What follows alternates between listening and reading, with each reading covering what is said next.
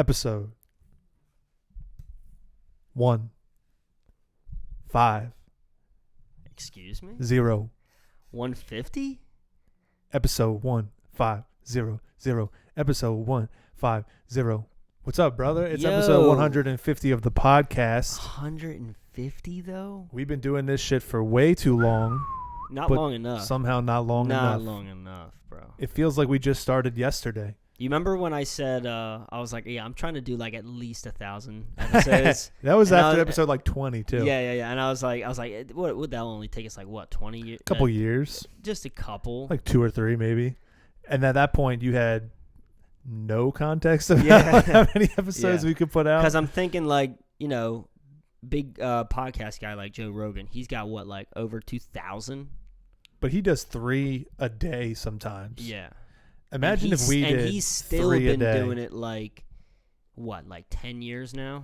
He's been doing it for a long time, but not as long as us. And right. 150 episodes for us? I mean, talk about quality over quantity, right? If we had the means that Joe Rogan had to make a good quality production, because let's be honest right now, we're rubbing nickels together over here on the OutTheWazoo podcast, right? We're saving the money that y'all donate to the podcast. Right.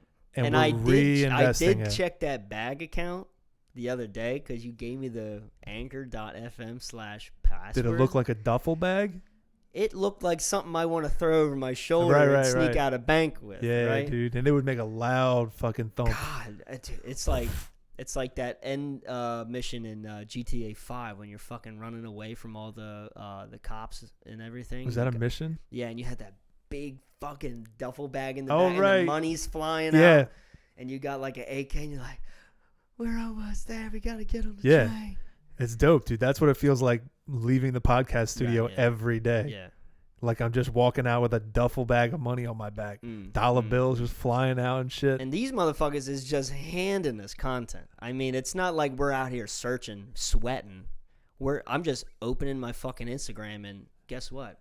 Got content for the week. Well, week by week, it's like we nailed it by picking a topic because like hip hop is kind of like just pop culture now. Right. Not the good hip hop, but most pop culture is like trying to be hip hop now because, dude, it's like it's really cool. It's never been cooler to be black and a rapper in the history of the world. And also, what's really cool is like now that people, rappers specifically, like after they're done rapping, like there's a lot of people coming out saying like, oh, they're done music. Well, no, you're not. Like Logic, right? And then for a time, Denzel. And then for a time, I think Doja Cat, I think she just came out with something saying like she's done making music. Hey, no, you're not. But now when they go and try and pursue something else, everybody who still likes hip hop is still following that person because before they made such good music.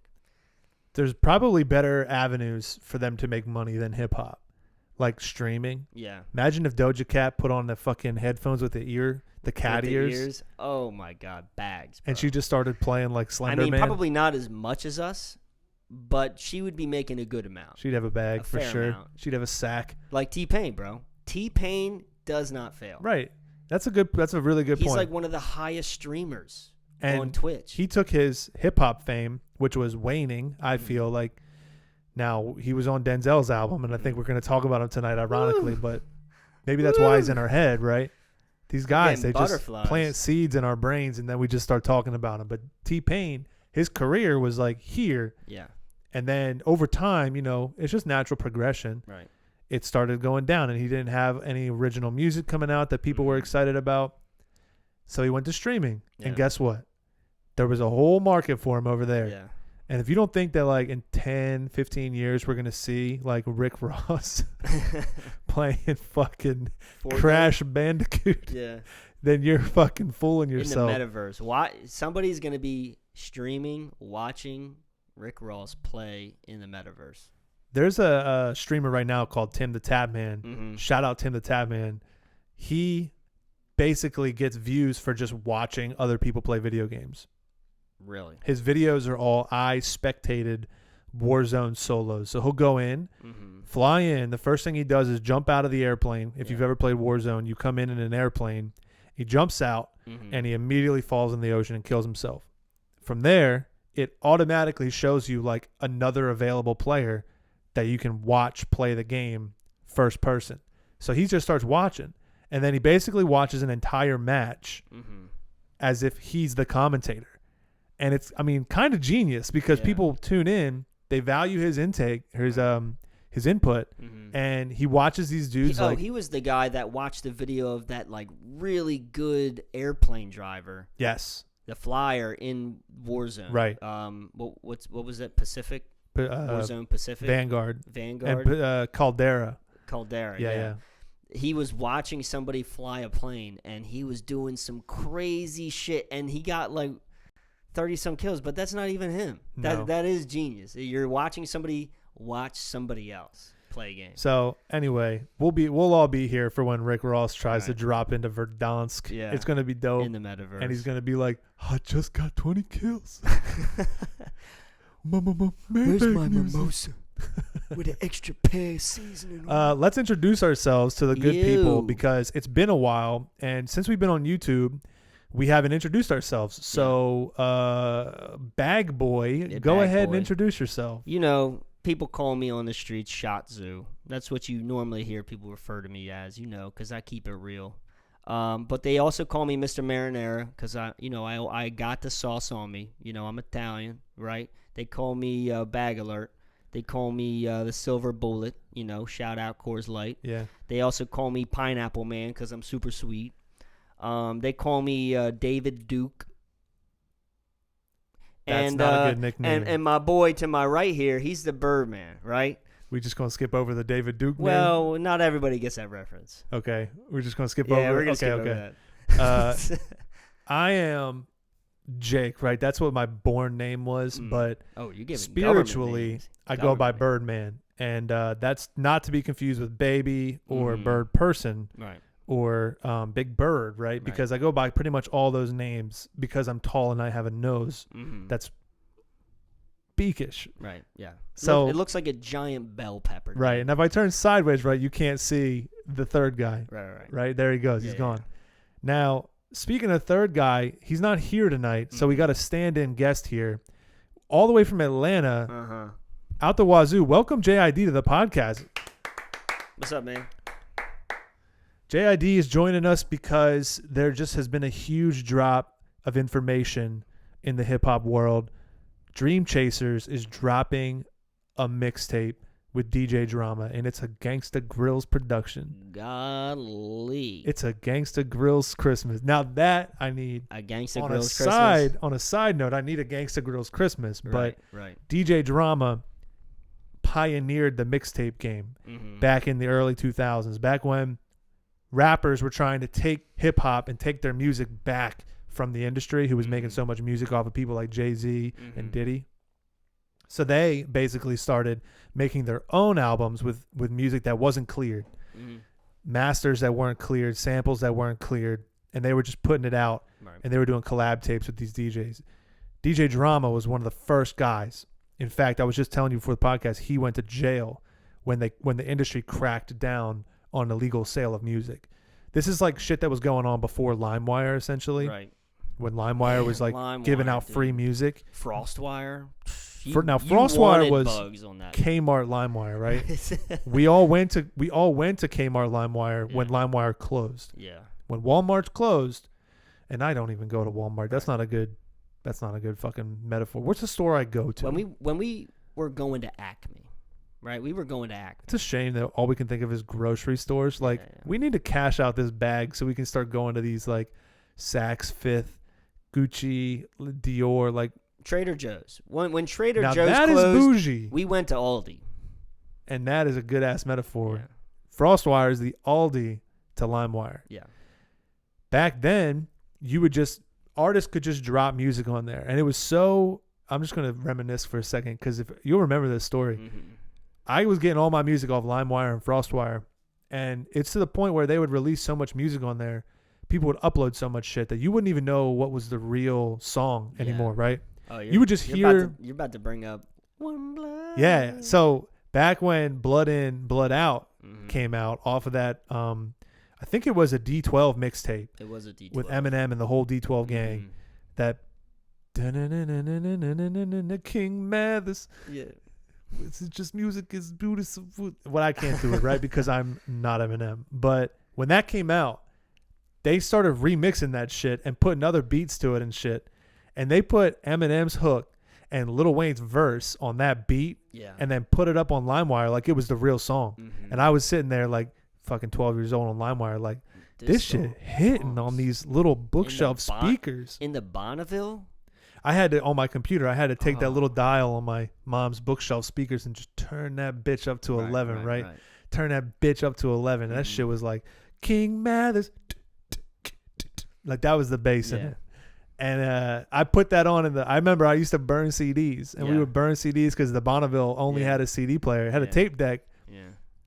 And the tape deck. But even back then, there was nothing like Bluetooth or like syncing up. You had to buy the dashboard thing to put in the car in order to get your phone to play through the iPod. No, you didn't. I had this thing that was a tape that was an aux cord. Yeah. A cassette tape aux cord. Yeah. Think about the tech, dude. Yeah. Wow. It's like war. Like when there's a war, you figure out better shit to make. Yeah. And they figured out how to make this tape deck aux cord. Shout out tape decks aux cords, dudes. Wow. So many X's in that sentence. That was revolutionary, for real. Because we would sit there and we'd listen to music late at night, dude. 8:30 p.m. Our neighbors hated us, just banging the bass out the back of the Bonneville. Too Many Bees. And, dude, that Blood In, Blood Out song, Still Too Many Bees, was our bread and butter. Still too many bees, dude. Way too many bees in that sentence. If we were playing the bee game, you would be toast. Way too many bees in that sentence.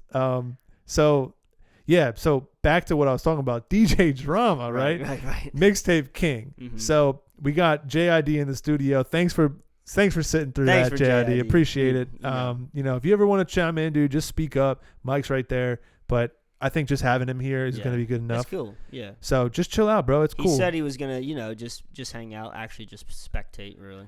So we got that new tape coming. Yeah. And I guess it's going to have new Cole verses, new Jid verses, new Earth Gang verses, new Boss verses, new Loot verses, new Ari Lennox verses. And maybe some Deontay Hitchcock? You can only hope to God that Deontay gets on something like that. He was on Revenge of the Dreamers. So my thought being, what are the features going to look like? Are we going to see a repeat of Revenge of the Dreamers 3? I think so. Because why not? I'm not ready for that. Why not? It drops tonight. I know.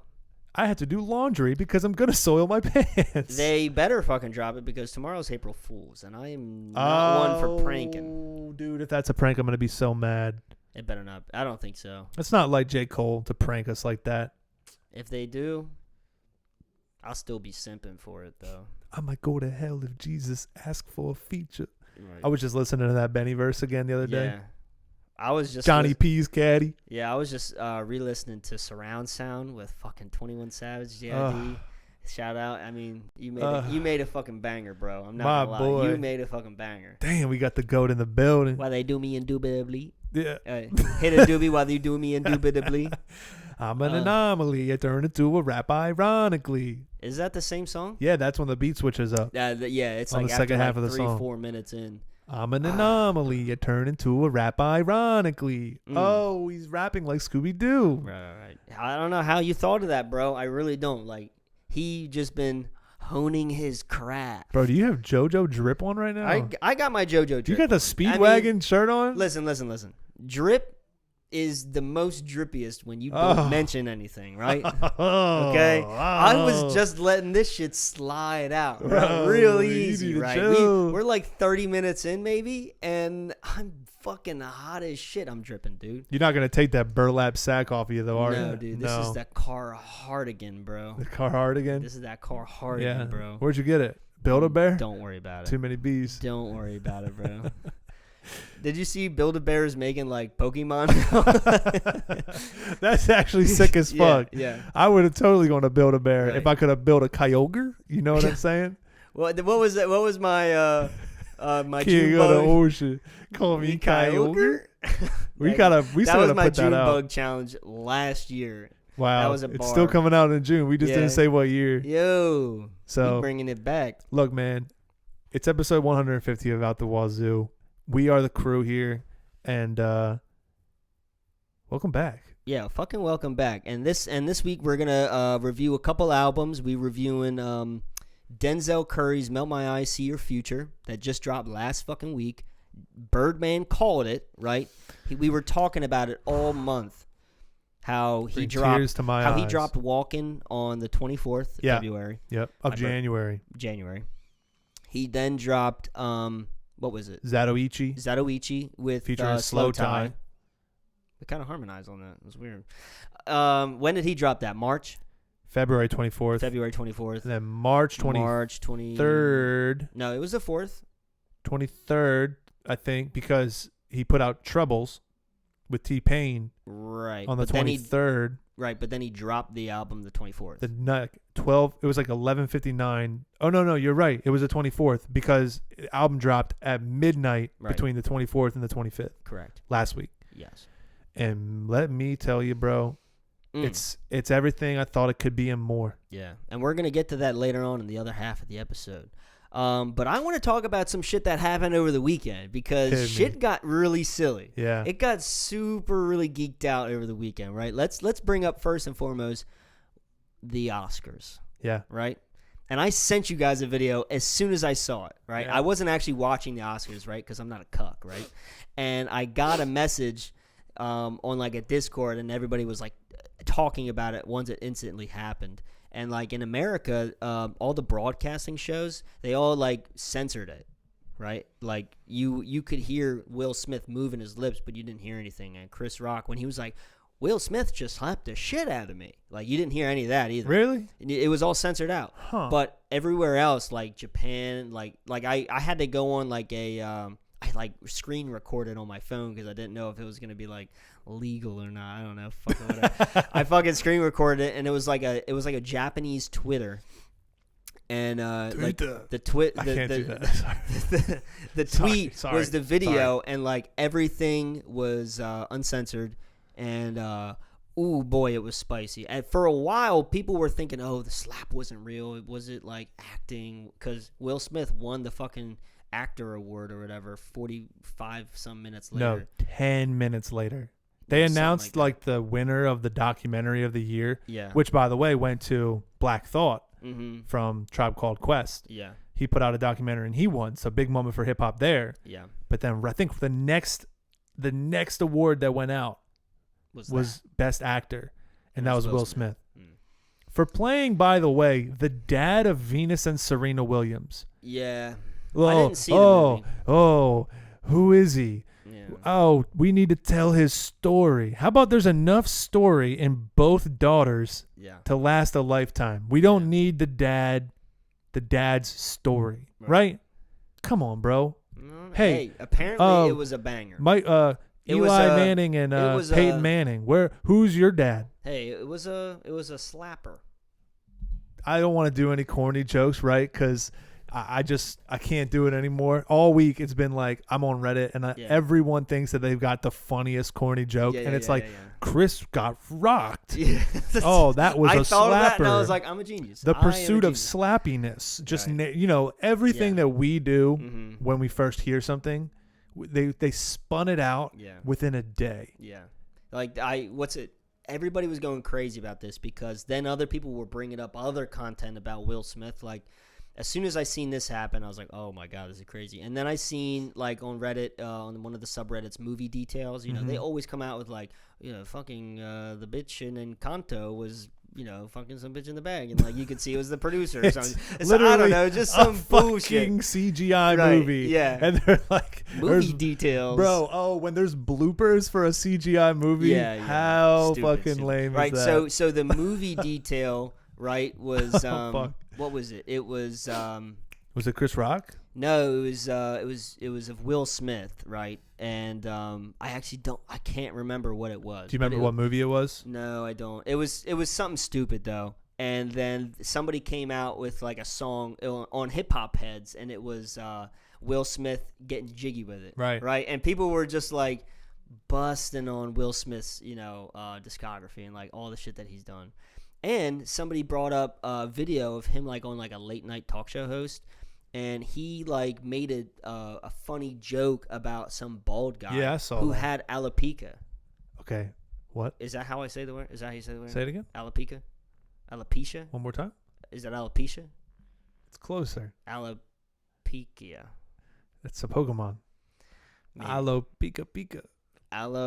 It's alopecia. Alopecia. Right. Okay. It's bald bitch syndrome. Right. Okay. Bald headed bitch syndrome. And he made that joke I have to it. somebody else. It's He was coming. like, "Hey man, it's just a joke." And Right. It was just like I saw that. It was on aged- Arsenio It show. was like an aged like milk type shit. So the thing is that in the age of the internet, undoubtedly anything you do or say at some point in your life, you've said the other way around, right? Mhm. I could sit here and say, I think the sky's blue. Some point in the last 150 episodes, I've for sure said the sky was a different color than blue. Oh, I've definitely said some shit that could be Right. Don't go looking twisted, up those episodes. Twisted. And Oompa Loompa Layoff, classic episode. we need Don't to look take it that up. one off. It's we down. need to take that one It's off. gone. It's all Okay, gone. Okay. It's all in the ether, and Good it's saved Lord. on my hard drive right over there. So don't come the knocking. blackmail is real. I Don't need come to. I knocking. need to take a hammer to that laptop. So when Will Smith does something like that, obviously, everybody up until this point thought Will Smith was synonymous with a cool, kind-hearted, level-headed role model of a guy. Yeah. I thought that. Mm-hmm. You know, now granted, he's like super uber wealthy, Yeah. and he played in Shark Tales, Right. but I thought that was kind of a good movie, Oh, right? Oh, you did? I thought it deserved the Oscar that year. I think the main character's name was Oscar, wasn't it? That's why I deserved it. No, I don't think so. My point being, right, Will Smith was for the people. Mm-hmm. Fresh Prince of Bel-Air is one of my all-time favorite Oh, shows. for sure. Shows, period. For sure. It goes SpongeBob, Mm-hmm. Fresh Prince of Bel-Air. That's why I only know 2 songs. I only know 2 shows. Fuck. I only know 2 shows. Ren and Stimpy? The fact that he did this blew my mind for a solid 12 hours. And then guess what happened? Nothing. I stopped caring. Yeah. I stopped caring because I realized a lot of this shit that we get outraged over, nothing happens. Don't you feel that way? Yeah. What the fuck? Like, guess what happened? I bet if I told you tomorrow that Nicolas Cage was going to bitch slap Amy Schumer, Well, I would say she deserves it. you could probably write a paper about how that's going to go and come pretty close to how it goes. Right. A lot of people online are going to say, oh, she's not funny, but she definitely doesn't deserve this. Right. Nick Cage is crazy. And then all these videos are going to come up of Nick Cage doing other crazy shit. And then all of a sudden, Amy Schumer is going to be, playing the victim. Yeah. And then we're going to find, Reddit videos of her being very cool and Right. like advocating against violence. And Right. she's going to make a statement, right? And Nick Cage's publicist, he's going to say on his PR team, he's going to say, I'm sorry, I didn't mean to do that. Yeah. But he's not going to apologize in person. Mhm. We're going to go days and days down the line. More and more videos are going to come out about both of them. It's going to Yeah. make you hate Nick Cage more, Mhm. like Amy Schumer more, until it becomes a meme, right? Right. And then we're going to have memes of Amy Schumer getting slapped by Nick Cage. And Right. it's going to be funny, dude. Yeah. It's going to be funny. Mhm. And it's going to keep going down the line until eventually we forget. And then something else happens.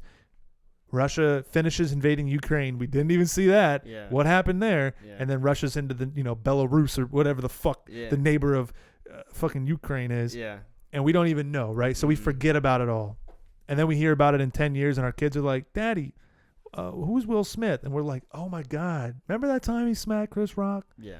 Or I guess it was Nick Cage and Amy Schumer. But my point being, it feels so scripted. Yeah.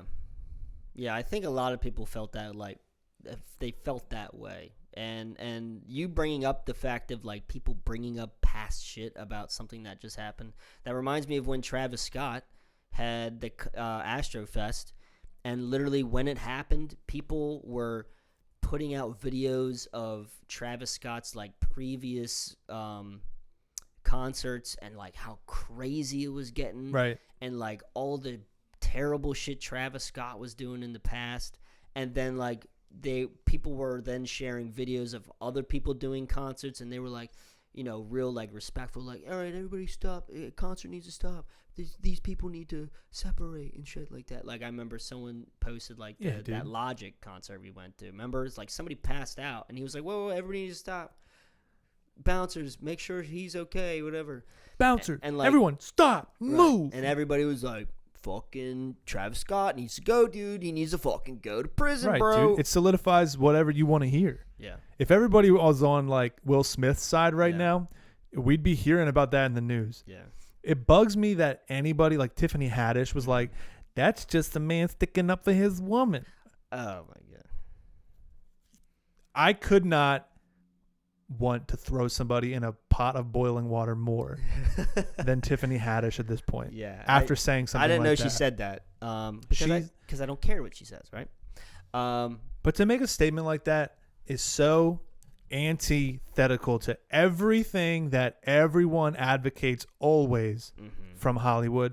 I mean, my own parents were ones to say, like, be nonviolent, use your brain, use your words. Like, that's way more powerful than letting emotion take hold of you and hitting somebody. And the fact that somebody can say, like, oh, Will Smith was defending Jada. I saw a funny-ass post today that Donnell Rawlings posted. And it was like, Jada, if Chris had made a joke about Will. And she was falling the fuck out of her seat laughing. And it was like, so true. Yeah. So true. If you flipped it, Jada wouldn't have given a fuck if Will was there and he was like. But that's the thing. Like, a lot of people have been, like, trying to analyze the video. And it's like, Will Smith was laughing when Chris Rock made that joke. Yeah. And then all you could see was Jada, like, fucking, like, roll her fucking eyes and, like, readjust in her seat and, like, look all fucking frumpy and shit. With that big, shiny fucking head. Yeah. I mean, get a wig, you know? Looking like a goddamn dusty light bulb. And as soon as she does that, then the screen cuts to Chris Rock laughing. And then you just see Will come up on stage and you're like, what is he about to shake his hand? And then whack. Looked like Chris Rock was leaning in. I thought so too. To hear, supposedly, he thought Will was coming up to say something to him. Everyone was laughing, bro. Yeah. Chris Rock's laughing. It was a funny ass moment. Like if Will did the thing where like he walked up on stage, like he was gonna do something, and then he went like, and then went down, like turned around, like nah, I'm just playing. Like the place would have fell out. Yeah. It would have been so funny. And I only want to say two more things about this. Imagine an alternate timeline where Chris Rock is wrong for this, where Will Smith and Jada just don't laugh at the joke. They shake their heads on camera. The show keeps going. It's normal. And then like Will gets the award, and during his speech, he says like, all love for Chris Rock, but I want to bring awareness like to my wife and like alopecia, and like I know you're trying to be funny, but she's sensitive thing for black women and all that stuff. Said all that on camera like a gentleman would have had so much more impact. And then Chris Rock, people would have been like, damn, Chris Rock, you really shouldn't have made that joke, bro. You really slipping up here, right, Marty? And to be honest, the joke really wasn't all that funny.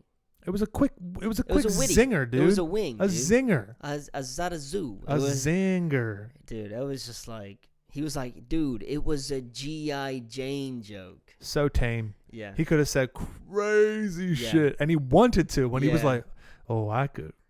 Never mind. Yeah. In his brain, he was doing the boom, boom, boom, boom. He was getting ready to line up and smack the shit out of him. Anyway, I just wanted to bring it up because that was probably like the talk of the entire fucking week. I mean, the news is talking about it now. Like, come on. Bro. I'm telling you, dude, it's Putin's on the other side of the world, just like, haha, yeah, it's funny. That's German, dude. Yeah, well. Do again. Try again. Nope. No. No, it's actually, I couldn't tell what accent that was. Keep going. You can't just do that. That's not an accent. I can't do a Russian accent. Try, though. Try. I can't. Do stereotypical. I hate the Russian. There it is, dude. Now say something that Putin would say. I hate teddy bear. Okay, that's pretty close. That look like Vladimir Zelensky. Okay, there you go. There we go. See, it was not that hard. Well, that took a lot out of me, though. I know, dude. Fuck it. Well, some other shit's been happening, and I want to bring this shit up. Go ahead.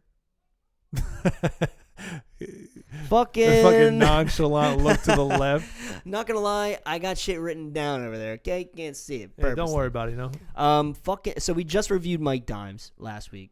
Banger of an album. Was it an album or like an EP? It was an album. In Dimes We Trust. In Dimes We Trust. Go listen to episode 149 for that banger. And Denzel just announced his tour for his new music, Melt My Eyes. And what do you fucking know? Mike Dimes, because his tour is starting tomorrow, April 1st, in Denver, Colorado. And Mike Dimes messaged him on the Instagram. You could see the comment because I also messaged it below. And he was like, yo, we up here. Let's link up. And Denzel obviously was like, yep, let's fucking do this. I commented, and I was like, I need a collab. What would it sound like, though? Whose style would sound better with both of them on it? I don't know. I mean, sometimes we get artists who are both really good, and then when they go together on one song, sometimes we don't get best of both worlds. But it's hard to say. Like, I feel like they could both really do some banger shit. Like, maybe if they just made like a whole album of just like songs like back and forth. You just went from one song to a whole album. Yeah, but like if you got good chemistry though, right? But we don't know if they do yet. Like they have to test that shit out But first. It sounds like they're friends. But being friends doesn't mean you're good together. You and I are friends, but if we hang out together, it's a wrap, dude. Yeah. We're tearing it down. Yeah. The tapestry becomes peeled back. You see the back layer of reality. I got a little giddy when I seen the comment. I could see a Denzel feature on a Mike Dimes song more than I could see the other way around. Only because I feel like Denzel is so selective with his features. Yeah, because he wants like a true image of what his music is as it's coming out. Yeah, I could see Mike Dimes is young. I mean, shit, Denzel is young. Yeah. But Mike Dimes is fresh into the scene. He wants that exposure that Zell offers. He would take a Zell feature in a heartbeat. Yeah, what? Mike Dimes, he's from Austin.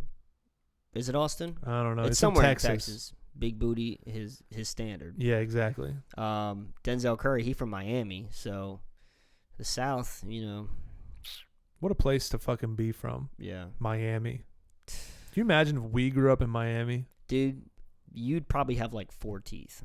I think I'd have 4 teeth. You'd probably have like 4 teeth. I'd look like the Island Boys. You would.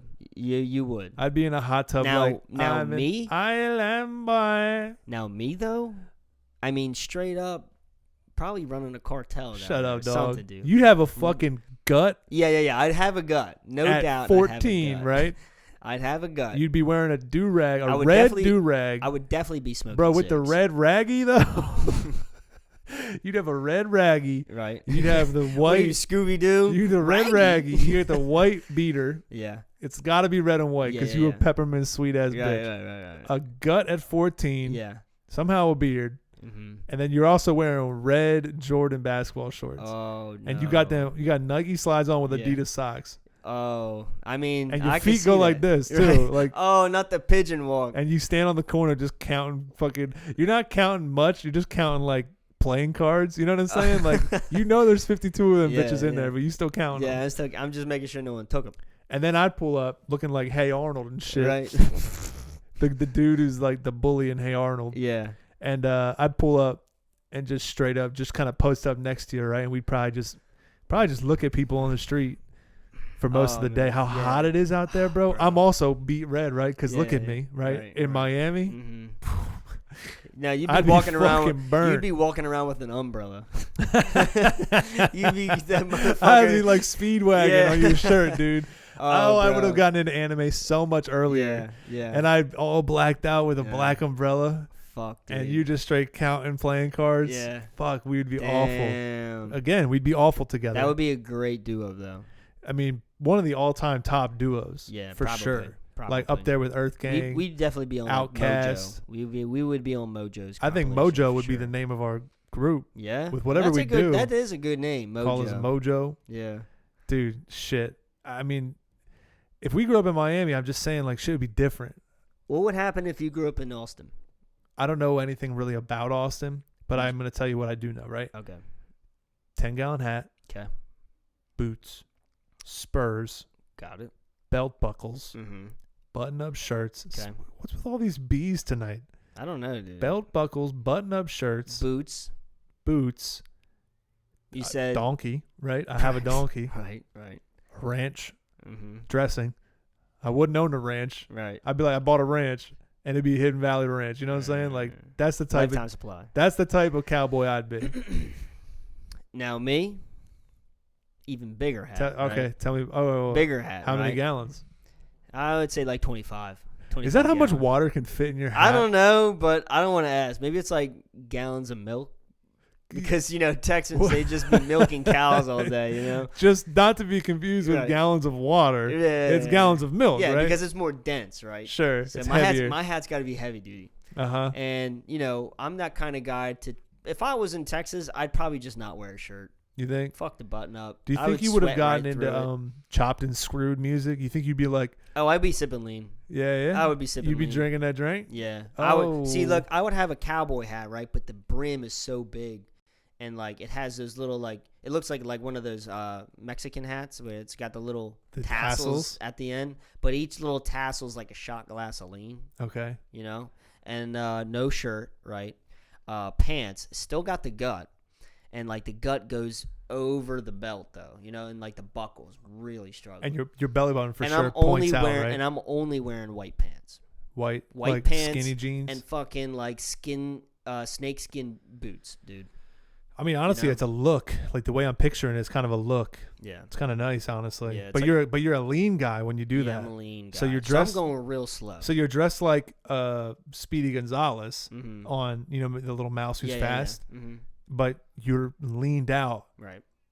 Know what I'm talking about? Right. That type of I shit. am leaned out. Cushed out, leaned out. Know What was that Juice I'm WRLD talking song? About. Lean with it.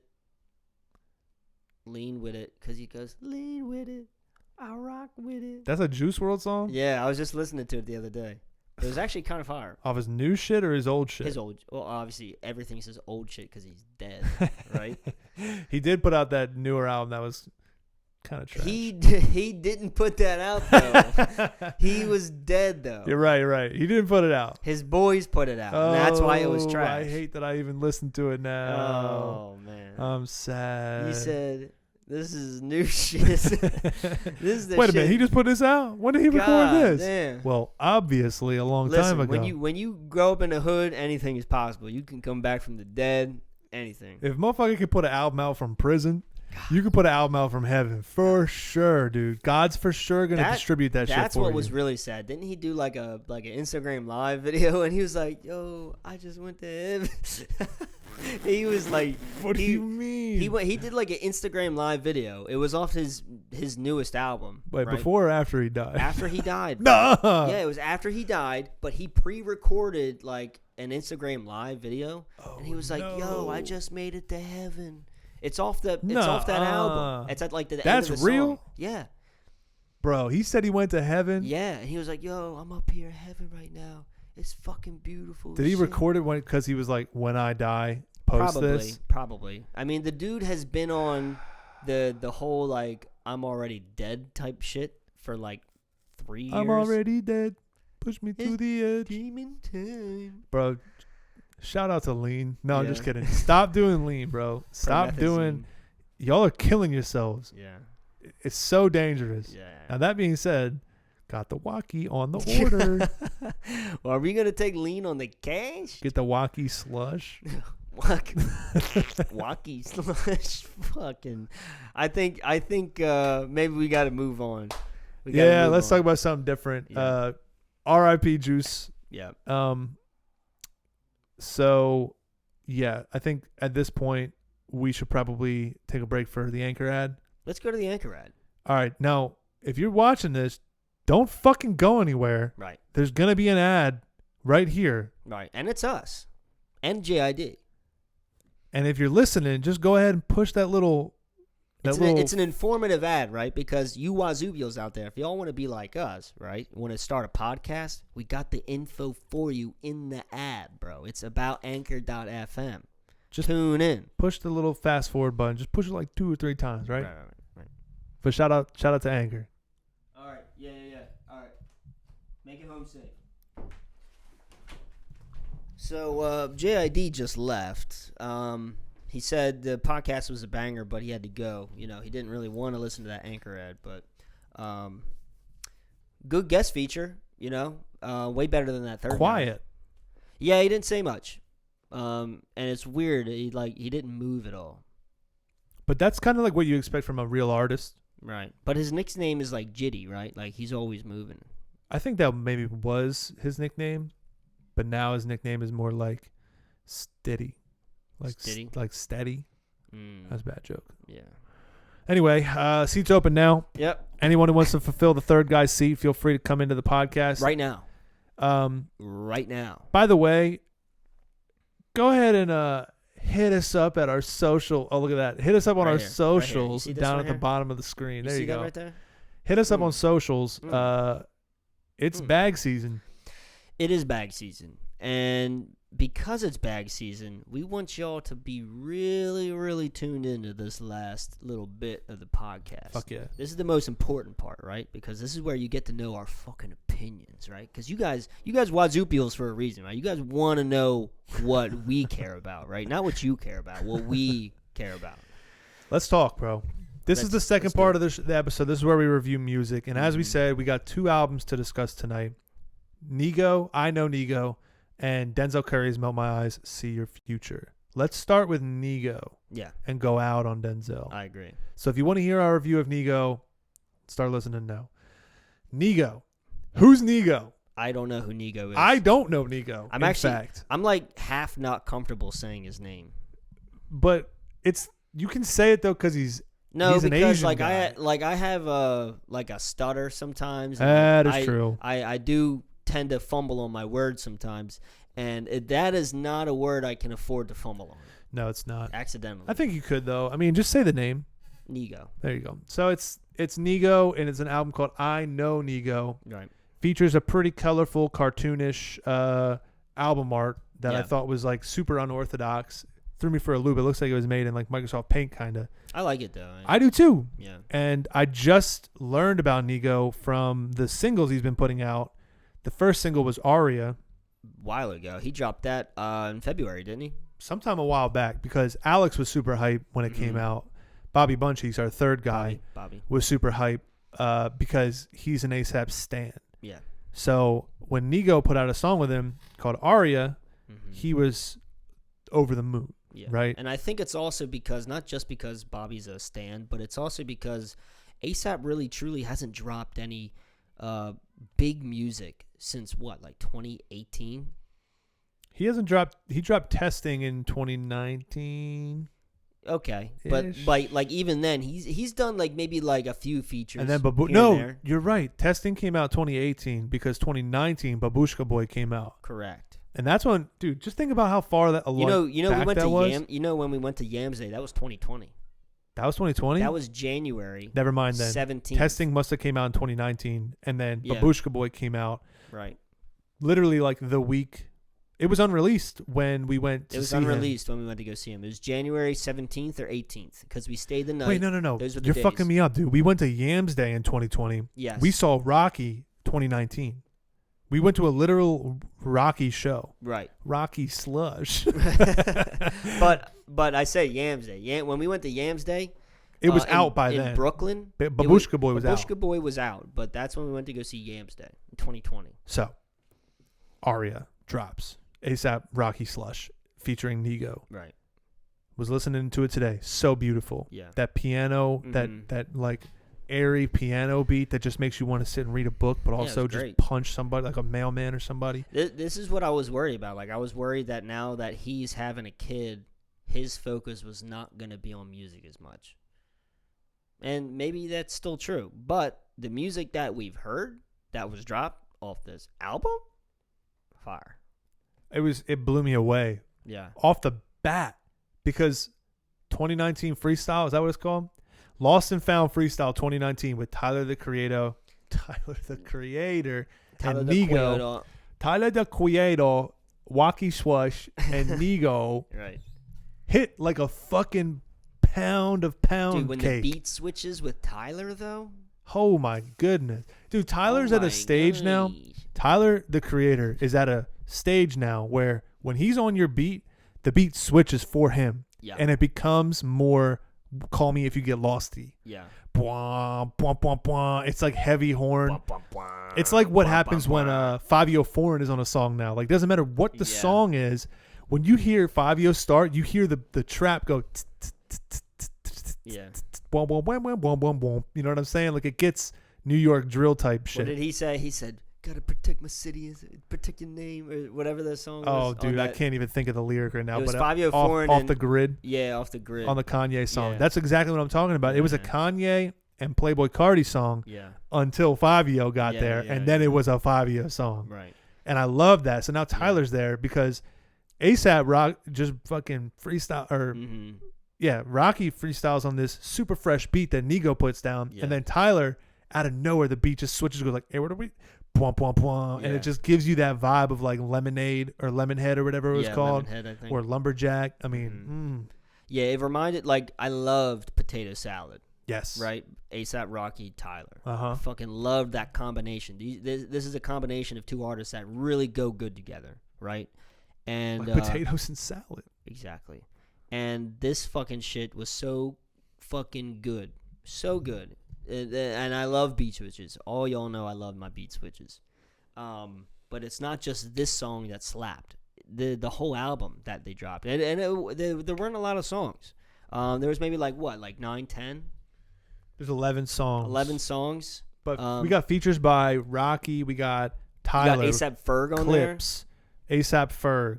Did I say Pusha T? Yeah, Pusha T is in Clips. But Gunna is on this album somehow. Kid Cudi. Somebody named the Teriyaki Boys. Pharrell Williams is on that A$AP Ferg track doing the chorus. And then at the very end, somehow Pop Smoke makes an appearance, which I will say, it was a good song. It was a good song. And I'm always afraid that Uzi's on this too. Yeah, and it's crazy. Like, all the features are so good. And but when you have an artist that has recently been deceased and assisted, right? Isn't that what people say? Deceased and assist? Deceased? No, a cease and desist. Wait, you're fucking with me. You up. Cease. Wait, no. Cease and desist.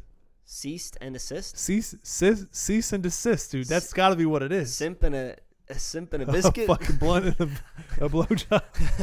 A blunt. It's it's definitely cease and desist. Hang on, I'm gonna Google this shit. Ceased. No, cease, like CEASE. Right. Cease and desist. Desist. You're gonna make me Google this, dude. Wow. This is the effect you have on my brain. Yeah, it's a cease and desist letter. A cautionary letter sent to an alleged wrongdoer, allegedly, describing the alleged misconduct and demanding that the alleged misconduct be allegedly stopped. Well, anyway, when you have an artist that's dead, I always feel like they're either going to like have him rap something and then just take the clip, put it on a beat, and make it sound really bad. Right. And that's happened with Pop Smoke before. And Juice WRLD. So I was afraid that song really wasn't going to be all that, and I thought it was more of just less like a pooler for more listens. But it turned out really good. I really liked this whole album. I think it's been enough time that since Pop Smoke has passed that I could be wrong about this. If you put him on a song now, the name alone isn't going to draw you to it. I think I after saying that and hearing it out loud, I think I'm wrong about that. I think you're wrong. I think if you see Pop Smoke on something, you're going to click on it. He's just got such a prolific voice, dude. And he's got such a big fan base still. What was cool that I did with this album, and I encourage everybody who listens to this album to do, is don't look at the track list. Just listen to it. Just listen to the songs from number 1 all the way to number 11. And keep it in order, because I think order matters. They put it out that way for a reason. But don't let yourself get tied up on intros, outros, which song you're on, who's on what song. Just listen and play the game of like, oh, that's Pop Smoke. Yeah. Oh, that's Lil Uzi Vert. Like, oh, that's fucking Pusha T. Yeah. Which, by the way, I think Pusha T, if it's not Tyler's album, it's Pusha T's album on this bitch. Because he put out the punch bowl full of new keys for all of my friends. You get to pick your own bands. Shit is sweet. He just has... He's coming back so hard. Yeah. Pusha is right now. I think everybody is after this with that pandemic. Diet Coke. That Diet Coke that came out after this pandemic. Everybody's trying to bring their A game. It's it's working. Yeah. Whatever's going on, bro. It must have been Russ, because Russ I think was Russ like, brought the game back. Russ was like, everybody needs to bring their fucking game back. Oh, you motherfuckers is not better than me. After he got that blonde chick on his Handsomer remix and it went like number 2. I mean, we reviewed that same track on the fucking podcast, and I think that's why Russ chose her. I think we're the reason why. So we're waiting for a bag in the mail, but throw it with the rest of them. Right. We got a whole Toss it over there. We got a whole dumpster full of it. When the mailman comes with a new bag, I'm like, toss it with the rest. Right. No, you know what? You just tell him to keep that one. And he goes, which pile? Yeah. And I go, well, pick one. Just keep that one. Keep the change. So there's only $5 in here. But this fucking album's great, man. I was not expecting this to come out as soon as it did. I was expecting Denzel, because this is what we were talking about like all month. Right. And our prediction couldn't have been more right about it. But then fucking A$AP Rocky comes out the same morning, and it's like, bro, it's crazy. Like I'm glad that's happening. You know? I felt like kind of a kid again. Like it kind of gave me some nostalgia listening to this album when it dropped, right? Because I thought that these singles that were coming out, Aria, and then the other big one was the Lil Uzi Vert one, Heavy. Yeah. And then there was one other that came out that I was like, oh, this is like really fire. And I didn't know where they were coming from, but I was just accepting them as singles into my life. And I was like, oh, you hear that new single with A$AP. You hear that new single with Lil Uzi. And then when an album came out and I realized like, oh, there's a guy named Nigo who produces an album and has all these industry hitters on it. Right. It blew my mind, like back when in my days when I was like, I knew that a Milli existed, but I didn't know that the Carter 3 existed. Right. Like you knew 3-Pete, right? But you didn't know that it was on the same album as a Milli. I didn't know that these songs were part of bigger albums, bigger projects. As somebody's behind the scenes, you and me pulling both. the strings. And I'm glad you brought this up. I've been doing this too. I have not been looking at the track list while I listen to the album. I think that's so much better for me because, like, when I look at songs and a lot of the times if I see a feature I like, it may not be the first song, and I'm like, oh, I got to listen to that first.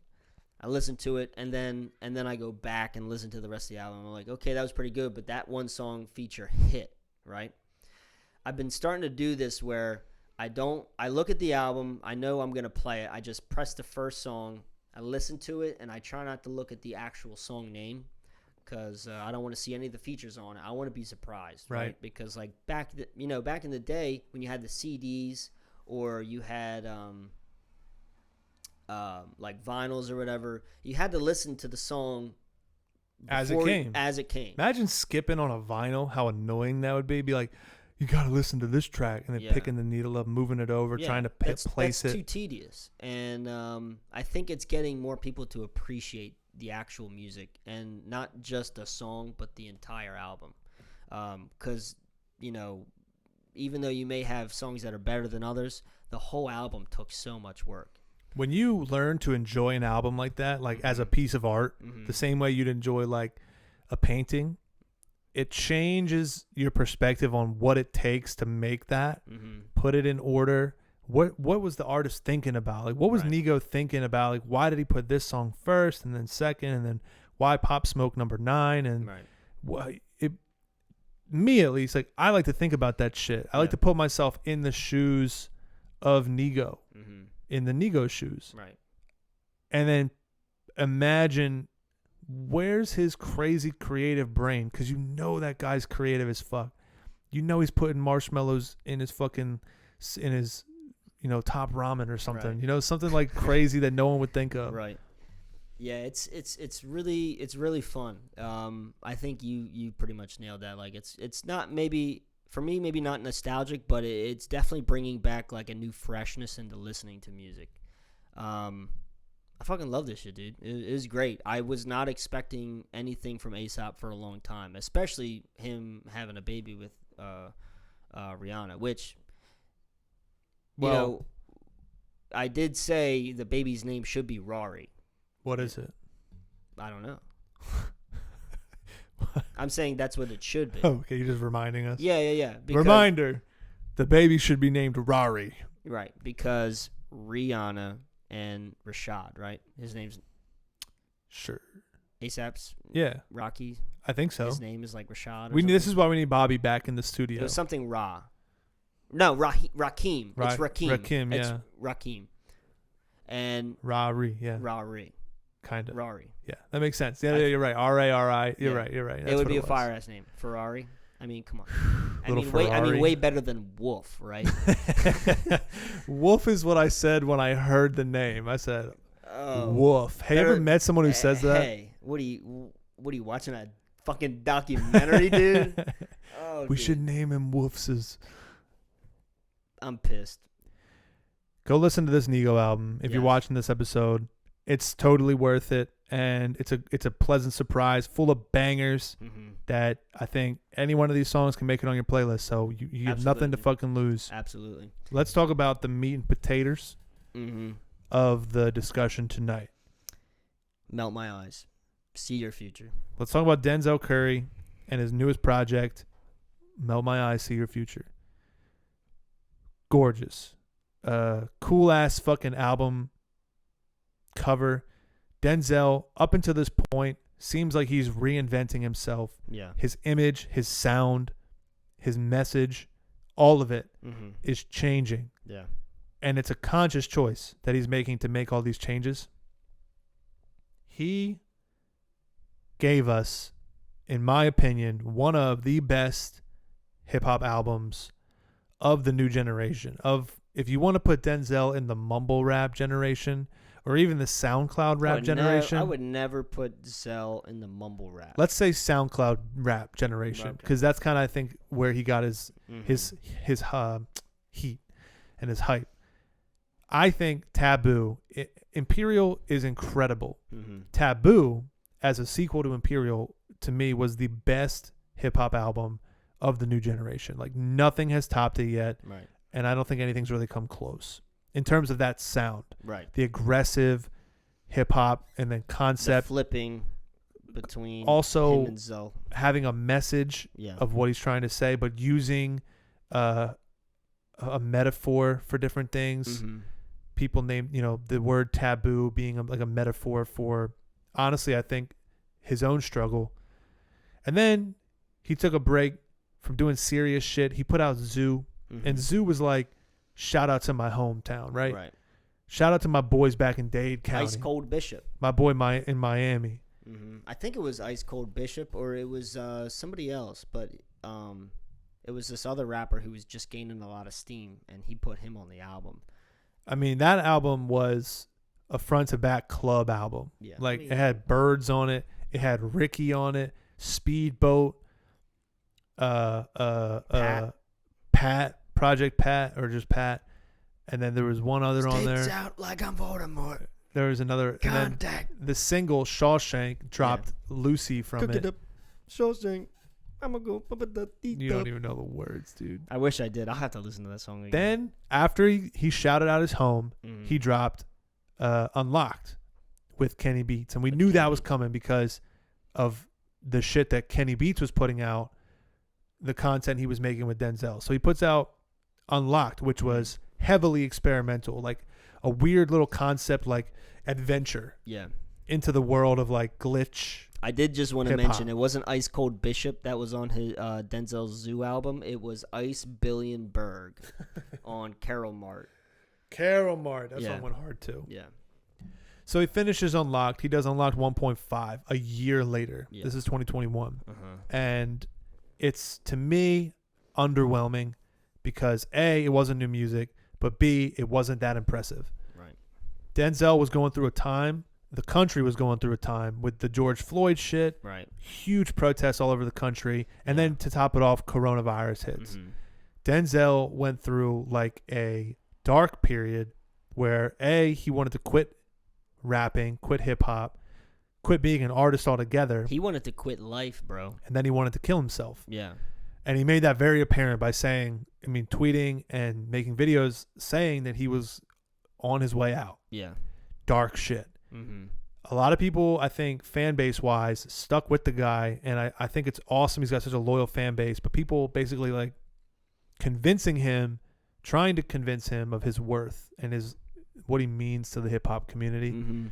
And I think his struggles lied more or less like once the pandemic hit, it was more or less he got like real introspective and like got really, really lonely because there was an interview with him and Anthony Gaetano. What's his name? Fantano. The guy on YouTube who Fantano. He did like an interview with him and they were talking and on the interview Denzel was like, yeah, like 2019 was probably the darkest part of my life and I wanted to commit suicide. And it was just crazy because Fantano was like, that's crazy. Right, and your album is still an 8 though. And fucking it was wild to think because like imagine if he did that. We would not have gotten this and Denzel would have gone down as a fucking legend. Kinda, but almost. I think so. Yeah, yes, right? Like, the people who knew about him would have thought he was legendary. But in my opinion, it's like to people who were fans, like, it would have felt like when Mac died. Right. It would have hurt, like, stung. And you would have felt like there's less of the universe to enjoy once Denzel's gone. Like, that's how I felt when Mac died. Yeah. If Denzel dies, bro, or died, especially from suicide, man, like, fuck, bro. I'm just going to stop it there and not even think about it. Fucking thank God he decided that he wanted to stay around. Mm-hmm. A, because he deserves it. Yeah. And B, because of Melt My Eyes, See My... Like, this is the album that came from that struggle. Right. And it was just another point that he came out with. It was just like, he's got all this fame, but he lives in Miami, and that place is not a good place to be. I don't necessarily know that he lives there anymore. Well, he may not live there, but he has a lot of friends who have died. And he was saying on that interview, like, fame is great, but, like, imagine being famous and having nothing or nobody to share it with. And I think that's what really set him into, like, that hole. Think about Pop Smoke, think about Juice WRLD, think about Mac and the amount of love that they get today. Yeah. And they're not around to feel it. Mm-hmm. All that love. I mean, how many people would just shit talk Mac Miller for that last album that he put out? Yeah. Oh, it's so sad. It's not good. Mm-hmm. It's too introspective and emotional. And then he dies and everyone flips. Yeah. And it's like this idea of giving people their roses while they're still around to enjoy them, smell them, right, make them sniff them. Right. We got to give Denzel his roses while he's still here, bro. Mm-hmm. And this is that for me. Like, this album, to me, Denzel could retire. Yeah. And I'd be okay. Mm-hmm. I would be okay. Right. Listening to this and his previous works for the rest of my life. Mm-hmm. That's how good I feel Melt My Eyes, See Your Future is. Yeah.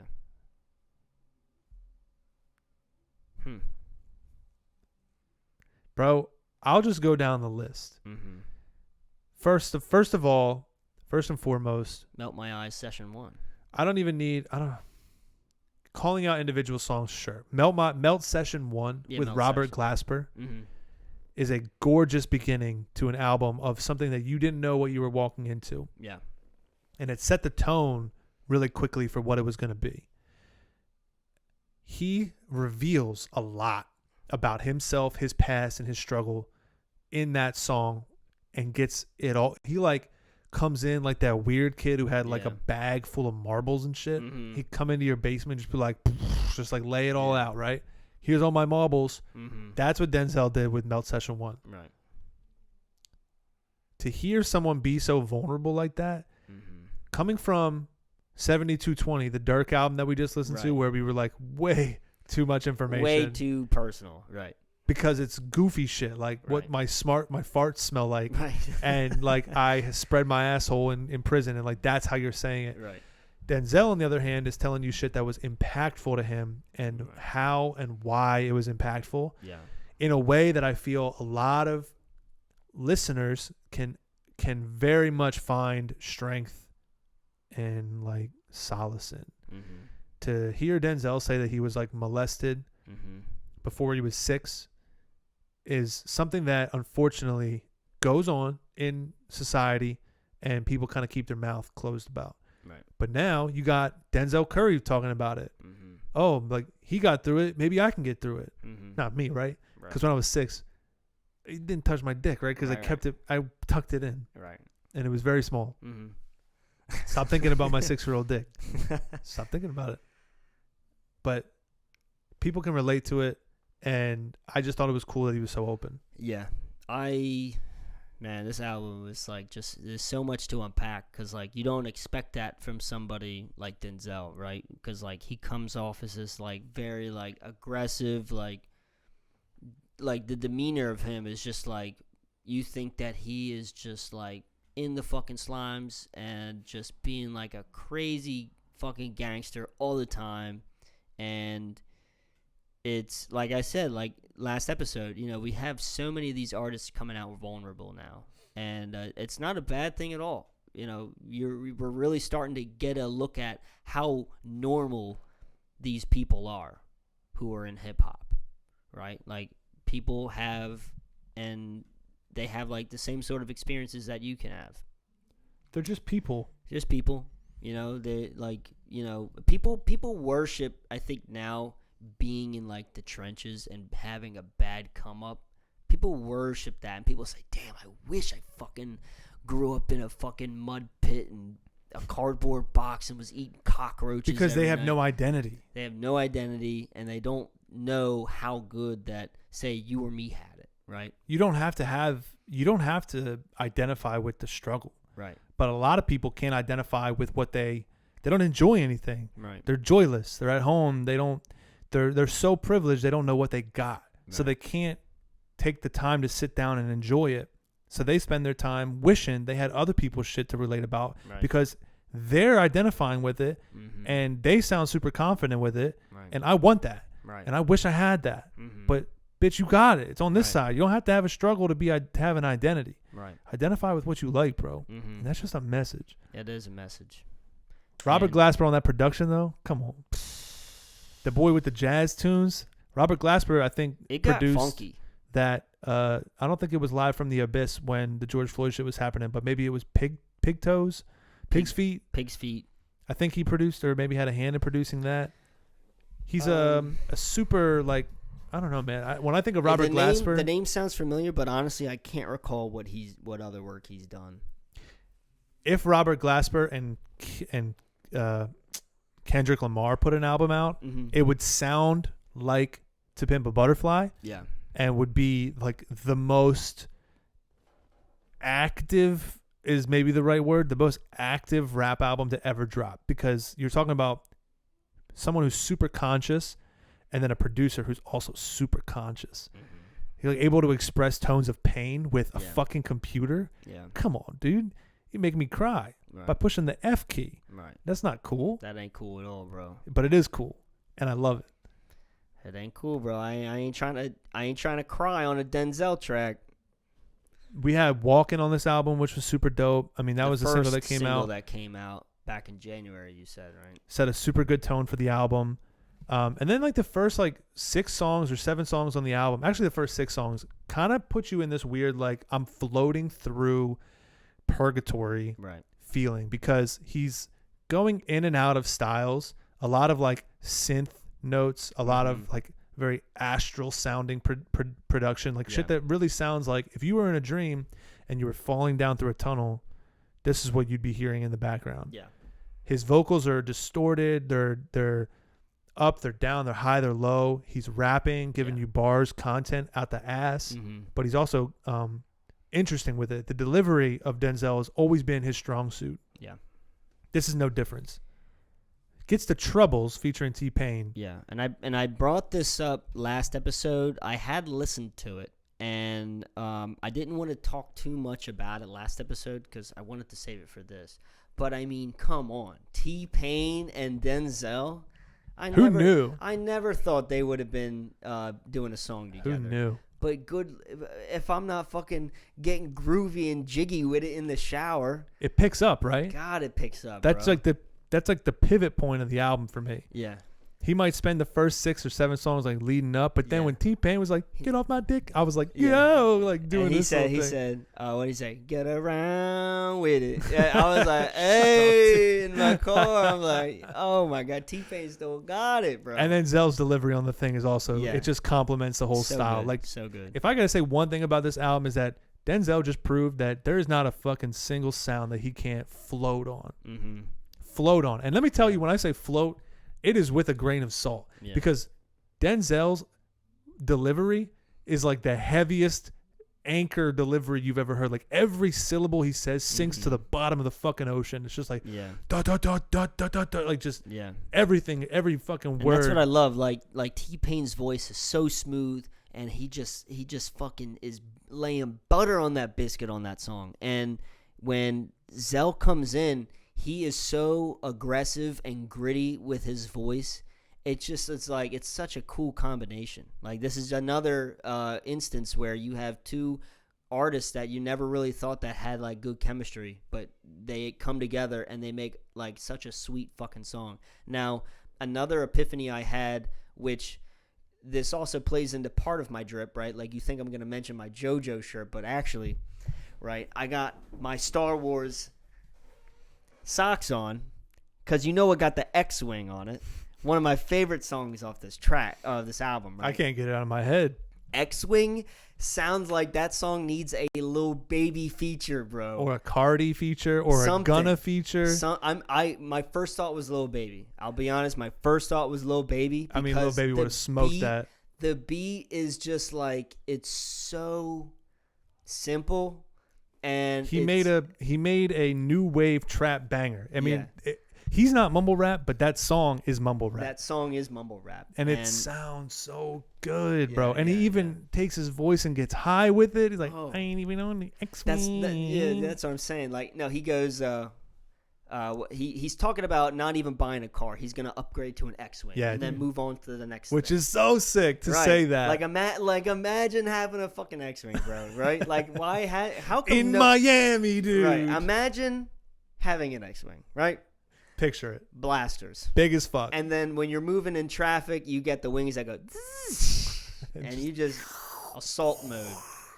Good Lord. I mean, just like such a cool concept that I'm surprised no one has even like ever said that type of bar. You know what I mean? Like somehow Denzel can make some shit, which actually makes me think of a bar. Like, I don't know if you have a favorite bar that he said in this album, but one of my favorite ones, it is off the song Worst Comes to Worst. A little bit slower song, a little bit more into the feels. He says they draw guns, but they think lead can erase me. I mean, it's such a good double entendre. I think like that's probably his most talented bar, like metaphor in the album. It's just like, it's crazy, bro. Back when the monkeys didn't know about humanity and brains and shit, and monkeys were just like, like they weren't really thinking about much. And then one of them like smelled a mushroom, like ate a mushroom, and then his brain was like, and all these like membranes and tendrils exploded in his brain, and synapses started firing, and he was like, I'm a human. You know what I mean? Like he came into that realization. That bar, when you just said that, and when he said it, but when you just said it now, did that for me. That just made me so aware of how good that bar is, that somebody has the ability to achieve a bar like that. It's like a quadruple entendre. Yeah. And that's not even like the only crazy bar that he had. Yeah. You asked me about my favorite bar. I spent so much time listening to the album and thinking about favorite bars and trying to remember them. And then we get to here and I'm just like, I blank. So, but I think that just goes to show, like, he's just got so much content, you really can't pick one thing. Something that stuck with me was his chorus in, I might be wrong about this, but it's the chorus that talks about America being a cold case. It might be Worst Comes to Worst as well. Is it Ain't No Way? Or the last. No, Ain't No Way is with Black, Rico Nasty, JID, and Josiah, and Powers Pleasant, which also is another banger, but also, I don't know what it is. I know why Denzel picked Rico Nasty for that song. I don't know why you hate her so much, bro. She floated on this one. She did. She felt like it But was also- for her. I pulled up in the lemon. Or no. She wasn't in that song. That's Rihanna. What was the song with her and She did Earth Gang? with Earth Gang. Or maybe it was with JID. She did with Josiah the one song, Art of War. No, there was another one with I Rico can't remember. Nasty. We'll think about it later. It was like titties or something. Big titties. I pull up on a grill with some big titties. That's what it is. That is with Earth Gang. That's right. Yeah, that is with Earth Gang. I mean, great. I mean, she's great. She's a great artist. She's a great fit to the album. It's just, I think every time I hear her rap, I just laugh. You know, I just like, of course, you know. That song, She's Ain't got No Way, such crazy good energy. starts off with Black singing us to sleep, right? Like just giving you the fucking butter business. Yeah. Too many beats, right? Still too many. Lullabies you in, and then the beat just goes, hits you in the neck, right? Hits me right here. Denzel just giving you that, ain't no way, ain't no way, ain't no way, ain't no way. And then the first verse is by Rico Nasty. Mm-hmm. And she comes in with the ain't no way and just goes in. Mhm. I felt like crazy. And the Yeah. bass in that first part on her verse Mm-hmm. is that heavy, resonating 808 that Yeah. like every Yeah. hit feels like it's going from your shoulders down to your knees. That makes you want to buy a Subi. So and then get some subs.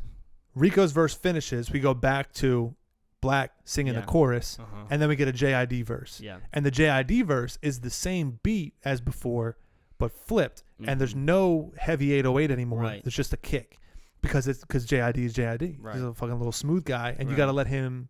His power is in his I lyrics. can see him in the studio and like they were gonna give him the same like nasty 808 beat that they were gonna give Rico, and he was like, nah, make it like real simple, take that out, just keep it with the kick and let me rock. because that's where he excels. Yeah. What it made me think was, and then Denzel goes last, and he Mhm. does. Denzel raps on the same beat as JID. Mm-hmm. It made me want to hear them flip around. I Yeah. want to hear JID on the heavy beat Right. and Rico Nasty on the lesser We beat. gotta get LimeWire, dude. I want to hear them fix it. We gotta Not get fix on. it. We gotta get on LimeWire. There's nothing wrong with it. and we gotta switch them shits around. But when you do something like this and you puzzle piece a feature list together like that, Mhm. it makes me just so hyped. Now, do you remember, before we get in, close up the episode, do you remember Instagram live video? Yeah. Denzel, JID, Rico Nasty, and Josiah were all hanging out in the same studio together. Do you remember this Instagram live video? No. It was a while ago. No, I don't. They were chilling. Was it 2021? It was 2020, I believe, maybe 2021. Mm. Maybe early 2021. It was right when Art of War came out. They were all together in the studio, all posting videos of each other, just gooning out. Like it was dark in there. They were Maybe. chilling I mean, on a if- couch.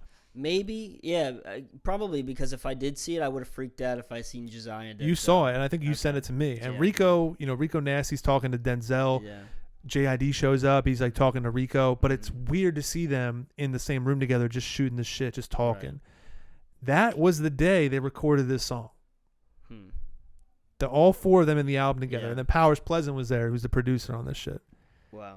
I just love to see that shit come Yeah, together. Come together. So then, not to forget the second part, of the album. Angels is amazing. Sanjuro slaps with 454. That might be the hardest, craziest song he Is it has out right 454? now. Yeah, it's with 454. Wow, I really nailed that. Huh? That might be the hardest, most concise song that he has out right now that I think is of high quality. Obviously, Taboo's crazy, right? But Mhm. that song, Sanjuro,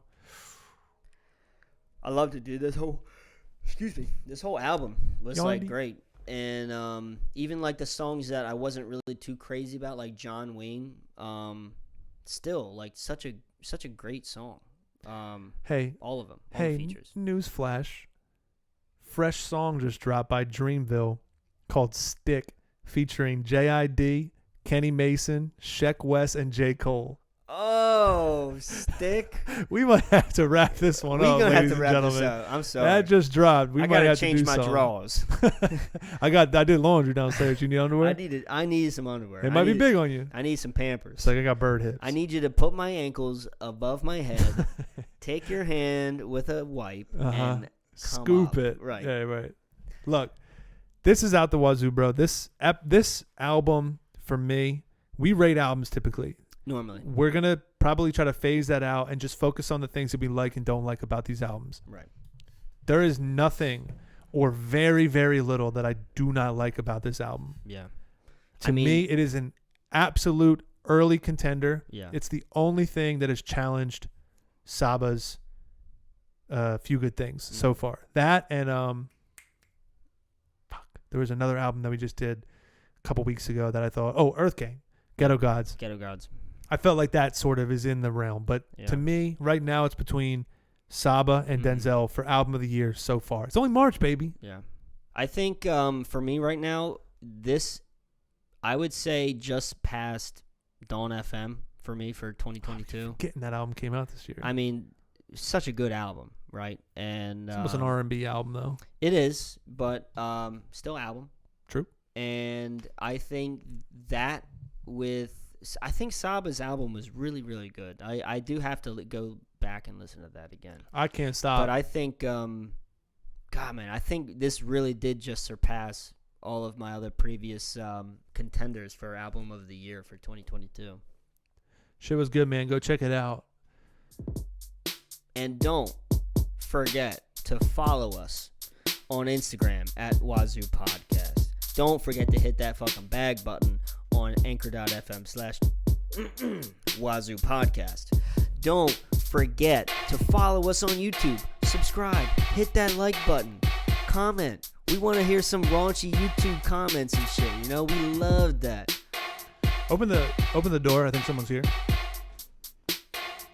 Hey, it's Jid's back.